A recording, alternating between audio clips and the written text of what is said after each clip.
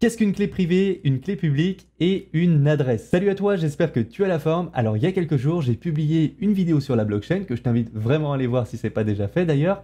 Et dans cette vidéo, j'avais posé une petite colle à la fin, j'avais posé une question qui était tout simplement comment savoir, enfin comment éviter plutôt de se faire usurper son identité. Autrement dit, si une personne par exemple veut se faire passer pour moi pour y faire des transactions, comment on évite ça? Alors il y a un abonné du coup qui a répondu juste, donc la réponse c'est tout simplement de signer ses transactions avec la clé privée, mais nous on va aller un peu plus loin que ça dans cette vidéo, tu l'auras compris, on va voir ce qu'est une clé privée, on va voir à quoi elle sert, comment elle est générée, et on va faire exactement la même chose pour la clé publique, parce que la clé privée vient forcément avec la clé publique, tu vas comprendre pourquoi, et on va parler aussi un petit peu des adresses pour pouvoir recevoir nos crypto-monnaies. Alors déjà, pour commencer, pour bien comprendre la différence qu'il y a entre la clé privée et la clé publique, on va fonctionner par analogie en prenant l'exemple de la boîte mail, parce que tu verras, mine de rien, il y a quand même quelques similitudes. Par exemple, on pourrait comparer l'email à la clé publique et le mot de passe qui verrouille ta boîte mail à ta clé privée. Alors l'intérêt de l'email, je suppose que tu le sais déjà, mais c'est de tout simplement de pouvoir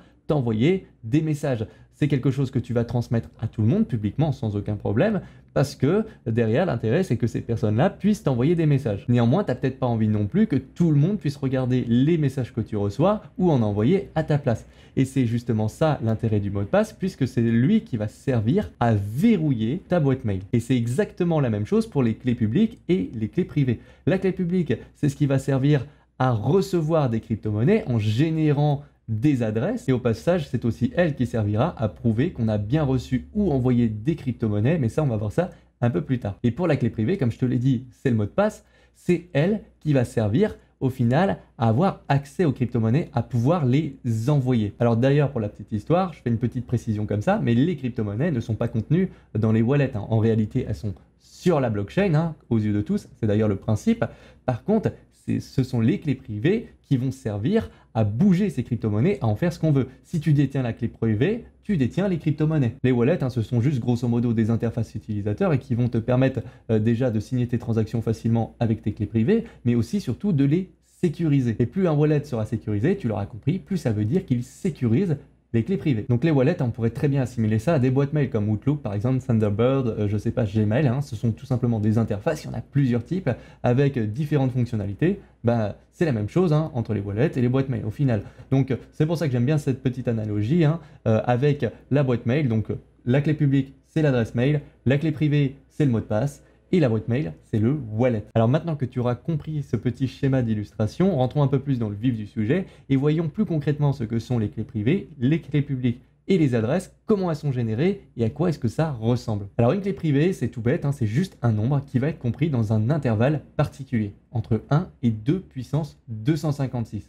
Alors ce qu'il faut savoir, c'est que tu peux écrire 1, tu as une clé privée. Tu peux écrire 2, tu en as une deuxième. Si tu écris 10, tu en as une autre. Si tu écris 100, 1000, 3000, 1 million, tu en as une autre. Donc tu as énormément de possibilités de clés privées et tu en as tellement en fait, si tu calcules 2 puissance 256, tu verras c'est un nombre très très grand. En fait, pour te donner un ordre d'idée, il y a quasiment autant de possibilités de clés privées que d'atomes dans l'univers. Donc tu vois bien à quel point ce nombre est grand et c'est pour ça que quand on parle de clés privées, on dit qu'il y a une grande sécurité parce qu'il y a très très peu de chances que quelqu'un tombe sur ta clé privée par hasard. Alors pour simplifier les choses, les clés privées sont souvent affichées avec des chiffres et des lettres. Ça permet de réduire leur taille et de les rendre plus lisible. Alors il y a également d'autres raisons, mais on va pas rentrer dans le détail, c'est pas le propos de cette vidéo. La clé privée va également permettre de calculer la clé publique. Donc la clé publique, tu l'auras compris, c'est en quelque sorte la fille de la clé privée puisqu'elle va être calculée à partir de celle-ci via un algorithme cryptographique asymétrique. Alors pour faire simple, si tu n'as rien compris, on va juste prendre la clé privée, on va la passer à la moulinette,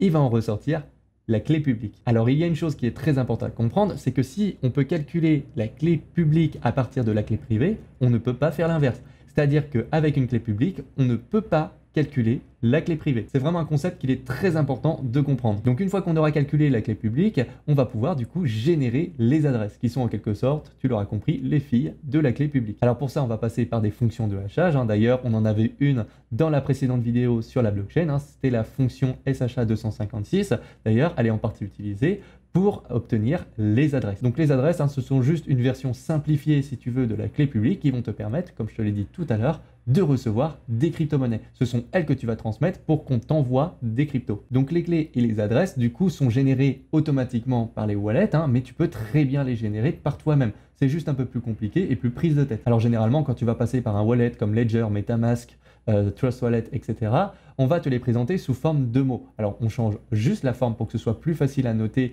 et à vérifier, mais derrière c'est exactement la même clé privée ou les mêmes clés privées qui sont derrière. C'est ça qu'il faut comprendre, ça ne change absolument rien à la sécurité. Bon, maintenant si tu as bien écouté, tu as quasiment toutes les cartes en main pour comprendre ce qui se passe quand on signe une transaction sur la blockchain. Alors pour ça on va prendre encore un exemple, on va imaginer par exemple que Bob décide d'envoyer un Bitcoin à Alice pour l'impressionner. Bon, il est comme ça, Bob, il a de l'argent et puis il aime beaucoup Alice. Alors qu'est-ce qui va se passer? Bon, bah déjà, Alice va devoir lui fournir son adresse. Bon, tu te doutes bien, elle va pas trop rechiner, elle va lui donner assez rapidement. Alors ce qui va se passer ensuite, c'est que Bob, du coup, va aller sur son wallet, il va dire qu'il va envoyer du Bitcoin, il va rentrer l'adresse de Alice, rentrer le montant, donc un Bitcoin, et ensuite il va cliquer sur valider.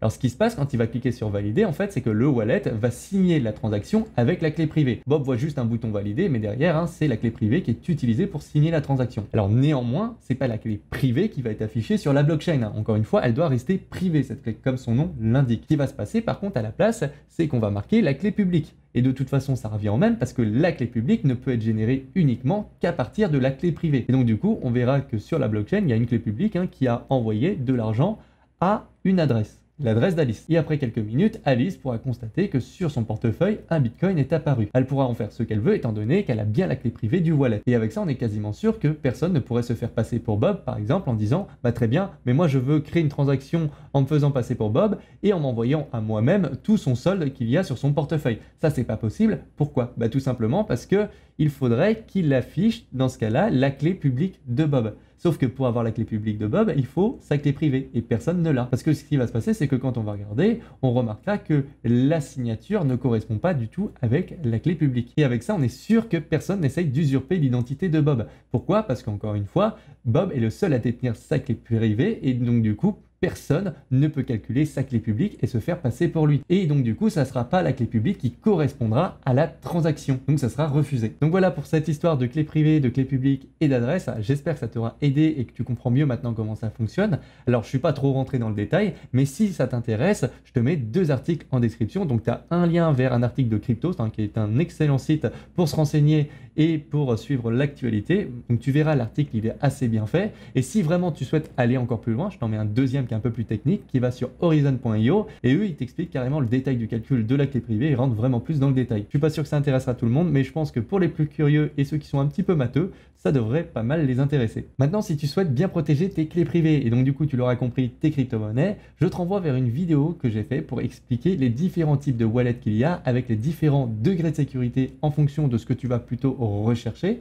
Donc cette vidéo elle est assez complète, tu auras un tour 360 sur les différents types de wallets que tu trouveras sur les marchés et après je te renvoie vers d'autres vidéos que j'ai fait spécifiques sur certains wallets pour te les présenter. Comme ça tu pourras choisir des wallets qui correspondent à tes besoins parce qu'ils ont tous des avantages et des inconvénients et ça c'est important de les comprendre. Sinon pour ceux qui cherchent des formations, parce que c'est vrai que des fois on me demande ça, alors moi personnellement je n'en vends pas, par contre j'ai des partenaires qui en proposent. Alors pour ça bien entendu elles sont comme à chaque fois en description et en commentaire épinglé, donc n'hésite pas à cliquer dessus et sinon tu peux me contacter aussi sur mes réseaux sociaux par message privé si jamais tu as des questions à leur sujet. On m'a passé des accès pour bien entendu que je puisse juger de la qualité de la formation qui est très bien et aussi que je puisse répondre à des questions si jamais on m'en pose. Sinon n'hésite pas à me dire ce que tu as pensé de la vidéo, si tu as des questions ou des choses à ajouter. Comme d'habitude, si la vidéo t'a plu, n'hésite pas à me mettre un petit like, à t'abonner et à activer la cloche des notifications pour ne pas louper les prochaines vidéos. Je te dis à la prochaine, ciao!